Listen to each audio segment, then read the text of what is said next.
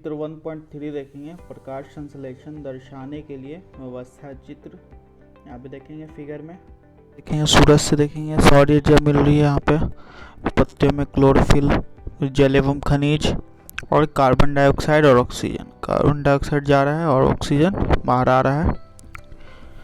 आगे बढ़ते हम लोग।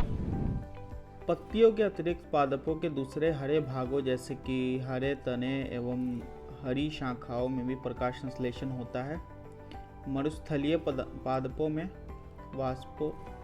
वाष्पोत्सर्जन द्वारा जल क्षय को कम करने के लिए पत्तियां शल्क अथवा शूल रूपी हो जाती है। इन पादपों के तने हरे होते हैं जो प्रकाश संश्लेषण का कार्य करते हैं। अब क्रियाकलाप 1.1 में देखेंगे।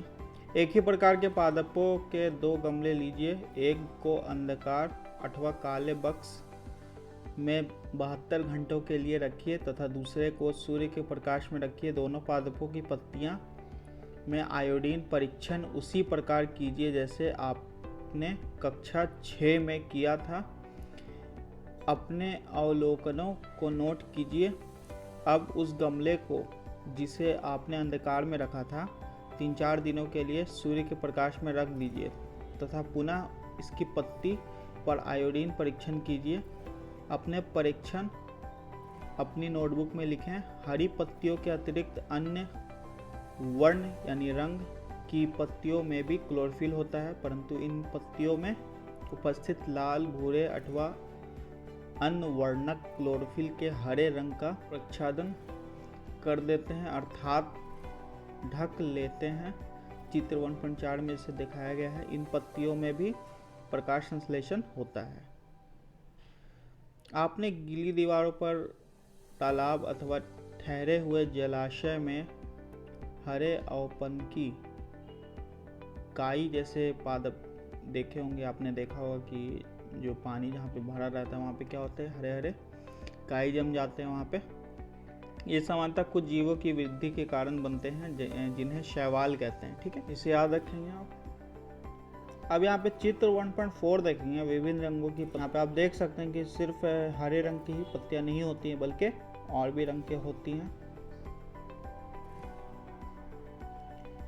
कर सकते हैं कि इनका रंग हरा क्यों होता है। इनमें क्लोरोफिल होता है जिसके कारण ये हरे दिखाई देते हैं।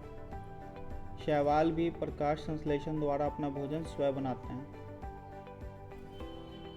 ठीक है, जो शैवाल होते हैं वो भी प्रकाश संश्लेषण के द्वारा ही अपना भोजन खुद बनाते हैं। अब देखेंगे पादपों में कार्बोहाइड्रेट के अतिरिक्त अन्य खाद्यों का संश्लेषण। अभी आपने पढ़ा कि प्रकाश संश्लेषण प्रक्रम द्वारा पादप यानी पौधे कार्बोहाइड्रेट का संश्लेषण करते हैं। अभी आपने पढ़ा था कार्बोहाइड्रेट कार्बन, हाइड्रोजन एवं ऑक्सीजन से बनते हैं। इनका उपयोग खाद्य के अन्य घटकों के संश्लेषण में होता है, परंतु प्रोटीन नाइट्रोजनी पदार्थ हैं जिनमें कार्बन, ऑक्सीजन एवं हाइड्रोजन के अतिरिक्त नाइट्रोजन भी होती है। पादपों को नाइट्रोजन कहाँ से प्राप्त होती है, ये पूछ रहा है कि पादपों को जो नाइट्रोजन वो कहाँ से प्राप्त होती है।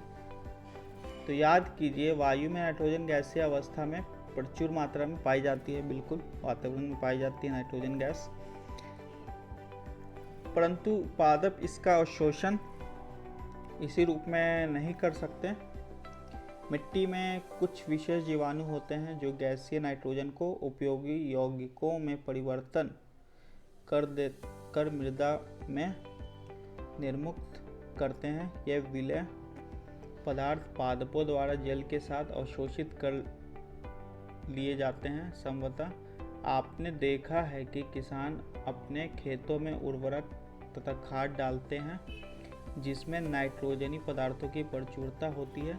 इस प्रकार अन्य संघटकों के साथ पादपों की नाइट्रोजन की मांग की आपूर्ति हो जाती है। इसके पश्चात पादप खाद्य के अन्य संघटकों जैसे कि प्रोटीन एवं वसा का संश्लेषण करते हैं। चित्र 1.3 में देखेंगे पादपों में पोषण की अन्य विधियाँ। दूसरी कौन कौन सी विधियाँ होती हैं पादपों में वो देखेंगे हम लोग। कुछ पादप यानी पौधे ऐसे भी हैं जिनमें क्लोरोफिल नहीं पाया जाता। वे भोजन संश्लेषित नहीं कर सकते हैं। वे कैसे जीवित रहते हैं, यहाँ पर पूछ रहा है वो कैसे जीवित रहते हैं, तथा वे पोषक किस प्रकार प्राप्त करते हैं, और वो पोषक जो है किस प्रकार प्राप्त करते हैं। मनुष्य एवं अन्य प्राणियों की तरह ये पादप भी अपने पोषण के लिए अन्य पादपों द्वारा निर्मित खाद्य पर निर्भर होते हैं। ये विषम पोषी प्रणाली का उपयोग करते हैं। ठीक है, कौन सी प्रणाली का यूज़ करते हैं, वो विषम पोषी प्रणाली का उपयोग करते हैं। चित्र 1.5 को ध्यान से देखिए। क्या आपको एक वृक्ष के तने एवं शाखाओं से लिपटी रस्सीनुमा पीले रंग की संरचना दिखाई देती है? ये अमर बेल का पादप है। इसमें क्लोरोफिल नहीं होता है। ये अपना भोजन उस पादप से प्राप्त करते हैं जिस पर ये आरोहित होते हैं। ठीक है, जिस पर ये आरोहित होते हैं वह पादप परपोषी कहलाता है। ये भी याद रखेंगे, क्योंकि अमर बेल जैसे पादप परपोषी को अमूल्य पोषकों से वंचित करते हैं, अतः इन्हें परजीवी कहते हैं। क्या हम एवं अन्य जंतु